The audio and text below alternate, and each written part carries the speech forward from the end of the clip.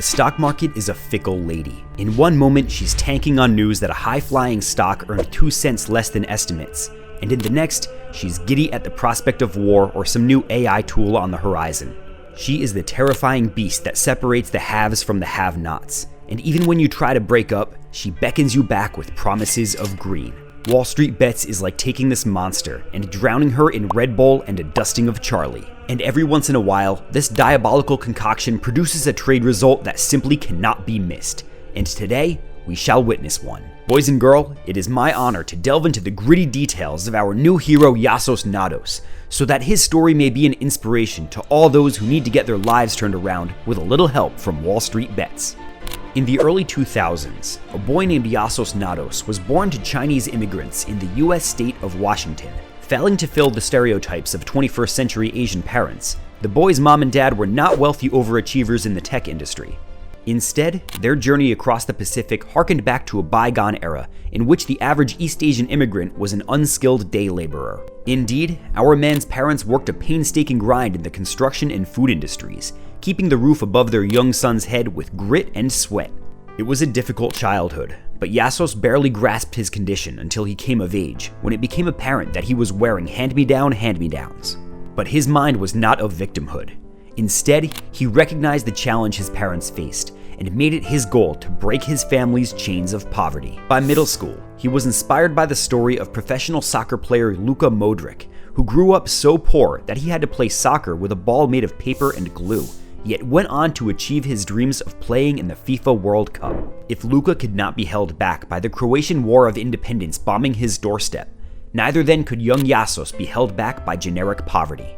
He told his parents in his teenage years that he would be a millionaire by 25, so that his family would be relieved of its constant destitution. Given that their son's first job was washing dishes in the local restaurants, we can only imagine that Mama and Papa Nados were skeptical, but hopeful, that Yassuos could make the steep climb to wealth. In 2018, having little parental support and no assets to speak of, our man managed to get accepted to the University of Washington with extensive government financial aid. Without any declared major, Yassuos was, nonetheless, on his way to wealth, an effort that would be made substantially easier by his discovery of Wall Street Bets and the swarms of knowledgeable, calculating investors who were deeply in tune with their personal risk tolerance. The college freshman was amazed by how traders could stuff their pockets with massive gains with very little upfront investment by holding short-term call and put options, otherwise known as FDs. Up to this point, the young man's only exposure to the stock market had been through quotes by OG investor Warren Buffett, who advocated for long-term investing through diversified holdings. By stashing what little dishwashing income he could afford into Fidelity ETFs, the young undeclared major student was behind the Wall Street Bets power curve. However, he lurked the Wall Street Bets community more closely than his actual college classes, and that's when things got complicated. Before we bust open this poor guy's life, let's do the sponsored segment so I can get paid. Don't worry, I got something extra for the guys who don't skip. We've seen a lot of Wall Street Bets traders make a huge bet based on some underlying thesis about a stock, like Unhappy Dish 8786, who bought calls to play Levi earnings, believing jeans would be sold in record quantities after COVID lockdowns because Americans who grew fat would need new pants. Although he was right, the calls still tanked because of things like guidance and IV crush. We've seen many such examples of this kind of bet, and the complexities of options make this kind of wager complicated. An alternative to this degeneracy is the website Kalshi. On Kalshi, you can make a more direct bet on a company's actual activity. For example, will Tesla deliver more than 400,000 cars this quarter? Will the US ban TikTok? Will Robinhood Gold have more than 2 million subscribers this quarter? You can wager on this thesis directly, rather than fight against the many other variables by trading shares and options. You also have the option to wager on things like climate, health, politics, and world economics. I said those of you who listened will get a party favor, and that is a $20 bonus on a $50 deposit to Kalshi, making it $70 in bets for $50. You must use my referral to get the bonus. I'm not going to tell you guys how to wager, but I've noticed some bias on some of these lines. Since I'm not living under a rock, I think I've picked a few lines that are very likely to resolve favorably. Join Kalshi through my link to get your bonus, and we'll also have a Discord thread in Theta Gang to chat about the platform. Now, let's get back to watching our impoverished Wall Street Bets trader go ham. In late 2019, Young Yassuos was struggling to keep up with the demands of his college courses. His GPA had been scraping the bottom of the university's academic standards, and he was at risk of getting booted out. GRIT 101 was more challenging than he could have ever anticipated. If he screwed up his second year, the Husky mascot himself would have kicked our man to the curb. Summoning all of his unfair and discriminatory Asian stereotypes, Yassuos hit the books with a vengeance, powering through his second year with an outstanding cumulative GPA of precisely 2.0. This was just enough to not get him kicked out, so that he could drop out of college in good standing with the door open for him to return later. In December of 2019, Yassuos slinked back to mom and dad's house just months ahead of COVID-19's frontal assault on the West Coast. Now a college dropout with no remarkable skills and a 3-digit fidelity account, our man was back to square one. During the COVID lockdown, he was able to find some menial labor as a cashier, since the spring of 2020 showed us that the world cannot spin without our minimum wage employees. According to the man himself, this was the darkest time of his life. Isolated, impoverished, and ashamed of dropping out of his dream school without even first declaring a major, Yassuos needed all 5 limbs to cling to any shred of optimism he had left. But the big dog did have 2 things on his side: a roof over his head and all the time in the world. With COVID rampaging outside, he could have joined his peers in playing Among Us for 12 hours a day. Instead, he cracked open YouTube and started learning code. After months and months of watching unregistered Hypercam 2 and cruising Stack Overflow, the resurgent young man built out an impressive portfolio of code and began to apply for jobs. And for many, many long months, he got left on red.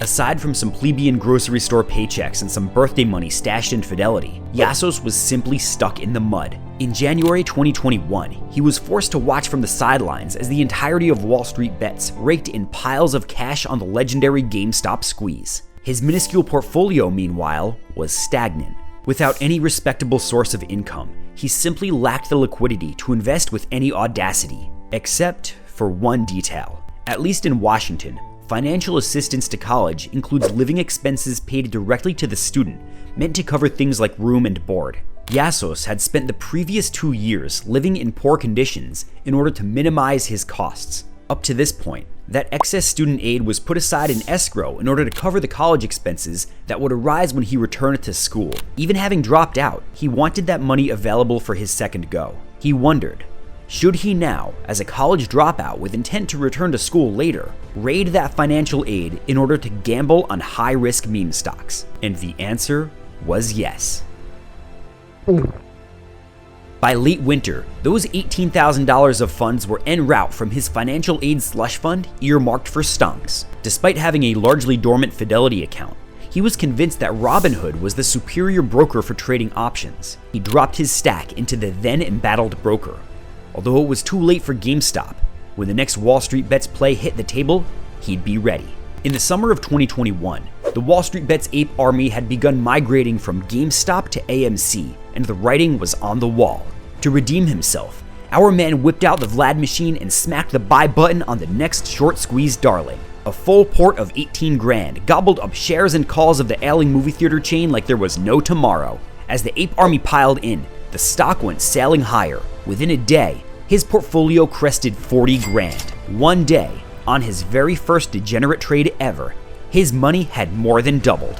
Like a responsible adult, he cashed out and lit a cigar. This taste of victory, this first experience of realizing how easy it is to gamble and win, awakened an unmatched urge in Yassuos. His millionaire goal was possible, no matter what the haters said. His life had previously hit rock bottom, and now it was time for the next leg up. The market's newest FD trader did something rarely seen on Wall Street Bets. He not only sold his winning position, but he also reinvested the gains into long-term buy and hold ETFs on Fidelity. By moving his money back to his big boy broker, the gains would be secured on a platform that would categorically not rug. His gains were secured, for now. Despite this substantial respite, Yassuos still faced the problem of having no income. 40K in indexed ETFs was great, until you realize that you will need to spend money someday.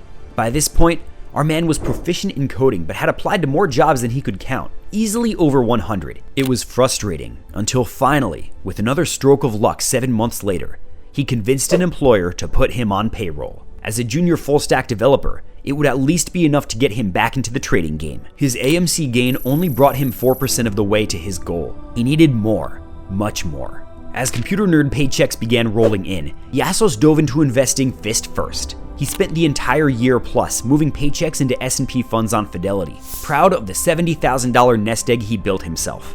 But eventually he realized he had just spent a year going from 4% of his goal to 7% of his goal. That's 3% per year. To reach $1 million, he'd need to work almost another 30 years at this pace. He'd be in his 50s. His parents would be old or dead after many decades of grinding. This is not what he envisioned. If we ignore the fact that he didn't account for things like compound growth, salary increases, or inflation, then Yassuos' thesis carries water. This slow growth isn't any way to live.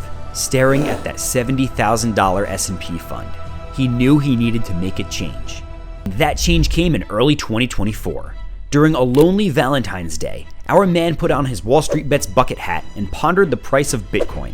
In the second week of February, the blue chip crypto had made a decisive move higher from $40,000 to $50,000, a remarkable 20% increase that already outpaced all of his S&P returns from the previous 2 years. If he had just been stashing his income in Bitcoin instead of SPY throughout the 2022 bear market, he'd be well into the hundreds of thousands.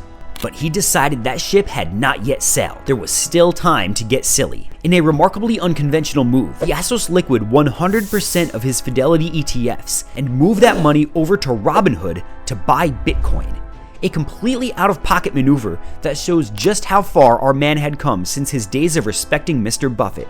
With that whole stack, our man was able to join the 21 million club right off the bat by purchasing about 1.4 Bitcoin in one fell swoop. By late February, Bitcoin had made another leg higher to over $60,000, ballooning our man's position to 100 grand. Once again, Yassuos had proved that gambling is easy as long as you win. But even after this increase, that's still only 10% of his goal. Holding Bitcoin and speculating on price is already plenty of risk for most people. But with Yassuos' life hitting a golden age, he needed to capitalize before his luck ran out. On February 28th, the trader with the hot hands liquidated all of his Bitcoin, rejecting the 21 million club in favor of something much more reliable: Dogecoin. With the crypto bulls back in action, it was time to be decisive. Every day he spent in Bitcoin was one less day he could capitalize on the surging dog market. After just one night of sleep, the OG dog coin blasted our homie to just under 140 grand. But there was no time to celebrate. The mania had just begun. When Dogecoin isn't volatile enough for you, there's just one step left: Shiba Inu. Over the previous 4 days, while Yassuos' coins were showing such lackluster performance, SHIB had initiated its thrusters on a rapid moon mission from 1/1000th of a cent to 1.5 1/1000ths of a cent. Prices sound a little funny down here, but make no mistake, that's a 50% increase in just a few days. And as Yassuos saw it, this was just the beginning of a huge opportunity. Unsatisfied with the prospects of Dogecoin, the wild child sold his whole stack at market price and quickly chucked it at SHIB with unrelenting avarice. The gigantic token count stretched across his screen, with tremendous price fluctuations totaling years of cashier income every time the page refreshed. Staying calm over the next few days as those jaw-dropping gains and losses taunted him was impossible. At night, he'd regularly sleep through $20,000 losses and subsequent gains. But as the Shiba dog blessed him with the kind of luck that could give the devil himself a run for his money, Yassuos had unknowingly nailed the beginning of a huge leg up. By March 3rd, SHIB had more than doubled to 3.5 thousandths of a cent. Our man's pivot from actual investing to gambling on meme tokens was a resounding success. Though his portfolio peaked at 300K, he held firm, awaiting further gains still, eventually liquidating as SHIB came back down just a hair. With his portfolio at $250,000, Yassuos could have called it quits right here. In just 3 weeks, he had earned himself about $180,000 by trading crypto. That's more money than his hardworking parents had ever seen, and he did it all without ever leaving his house. A gain like this calls for celebration, but the rising star instead adjusted his spectacles and opened a spreadsheet. He calculated that even when starting with 250 grand, reaching the $1 million mark was still about 2 decades away if he were to just invest in S&P 500 ETFs. Although he shortened the ride, Sitting on the S&P roller coaster for about 20 more years was a daunting prospect. He'd be in his mid-40s, and his parents would have sacrificed their health working in construction and restaurants for another 2 decades. Yassuos could play the long game and once again recall the words of Warren Buffett. Or he could do this thing right now. He had already 4x'd his account. If he could just do the same thing again, he'd hit $1 million. He set aside his cash in Robinhood Gold while he scanned for the next big one, until His Majesty Roaring Kitty tweeted in early May for the first time in 3 years. It was a simple thing he tweeted, a drawing of a man going from casual gameplay seating to serious gaming configuration. We all do it. But when DFV says things are getting serious, the apes respond. The next week was a storm of shitposts from Roaring Kitty, and I'm no psychiatrist, but this just looks like nonsense to me. Nevertheless, the apes had since taken to watching these memes backwards, seeking some hidden orders from their idol about the next wave of battles in their retail versus hedgy long war. They take this very seriously. Coded messages aside, GameStop responded by mooning to its highest price since the fabled squeeze that Yassuos was still bitter about missing. With GameStop talk banned on Wall Street bets, our man didn't even notice what was happening until the stock was already cresting $50 a share. He considered aping in, but held back. He knew he'd missed the boat. However, he was experienced enough to know what happens next. AMC is GameStop's side bitch. Wherever GameStop goes, AMC tries to catch up, like a junior varsity player trying to keep up with the first-string starters. If Yassuos narrowly missed GameStop, he was right on time for AMC. Recalling his gains from back in 2021, the trader collected his steel balls in a wheelbarrow and cracked open Robinhood. By May 13th, AMC was already in the beginning stage of its mission to Mars. Yassuos hesitated. Was this a smart thing to do? Maybe not, but the alternative was to park his money in the S&P for 20 years. Otherwise, he needed to strike hard. He queued up an order for 2,037 calls at the $4.50 strike and hit the buy button with everything he had. When Vlad told him his order executed, Yassuos began trembling. He describes the experience as a wild swing of emotions between hope and despair, a roller coaster of uncertainty. The first green swing encouraged him to sell, but greed held him captive. He tried to go outside to touch grass and play soccer, but his thoughts were at home with Robinhood. Sunshine was simply not enough to control his emotions, and he played like shit, suffering a landslide defeat. Facing criticism from his soccer team, Yassuos had no choice but to ignore their shallow dunks, for he was on a bigger mission. He needed to get home where he left his cell phone and closed his calls, but his feet didn't carry him fast enough. The market was closed, and he feared that his self-control measure of leaving his phone behind would be his downfall. Control measures like that are only smart when they work. Yassuos opened Robinhood just minutes after market close, with his heart at 180 beats per minute, prepared to face whatever resolved on his screen. The graph told him the story. While he played soccer, he was up 100 grand. As he ran home, he swung to a loss and then recovered to a $15,000 gain by market close. He was down $85,000 from his peak, but at least he was still green. During the evening, AMC appeared to be spiking after hours. The fact that he could not sell post-market tore him up. No matter, he decided his heart wasn't in this and resolved to sell first thing in the morning, no matter what the price. He managed to sleep for about 3 hours before waking up in a cold sweat, then slept on and off, plagued by the fear that he'd sleep through market open. Adrenaline woke him up for good at 6 a.m., 30 minutes before market open in Washington. Schrodinger's stock was on his phone. Was AMC down, sure to leave our man back in poverty? Or was AMC mooning, bringing him closer to that $1 million goal? There was only one way to find out. And what did Yassuos see when he opened the app? AMC was up 22% pre-market. He closed the app, then opened it again. He checked Yahoo Finance. He checked Google Finance. It was no glitch. They all said the same thing. AMC was shooting higher. His calls were in the money. At market open, options premiums adjusted to the higher stock price, and 7 figures stretched across his screen.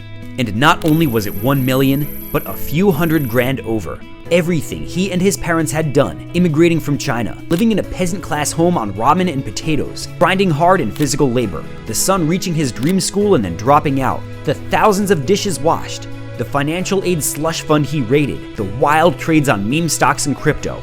All of it culminated into this moment of triumph, $1 million and more was his. He was shaking with excitement, but the job was not done. He still needed to sell. He sought to dump the calls with limit orders, but this task was made severely more difficult by the fact AMC halted 5 times in the first 90 minutes of trading. The delay had even briefly brought him down to under 1 million at one point.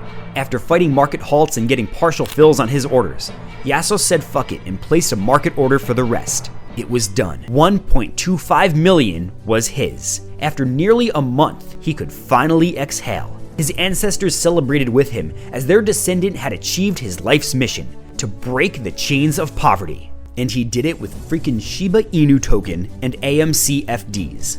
Yassuos immediately sought to achieve post-nut clarity before his next move, and determined the best thing he could do was pay his taxes. After that, he'd retire his parents. Mama and Papa could finally lay down their burdens and let their son carry them. That's why they kept him after all. Since that still leaves enough money to live a comfortable but not extravagant life, Yassuos resolved, with the encouragement of his boss, to return to the University of Washington, and this time declare a major. With the money, he'd finally quit the roller coaster and follow the wise words of Warren Buffett: buy good stonk and ETF. This is what riding off into the sunset is to Yassuos. Parents who could rest, a diversified portfolio, and a GPA that Asian parents could say out loud. Yassuos, you are insane. This is some of the most reckless trading possible, but in the end, you have shown us all that gambling is easy as long as you win.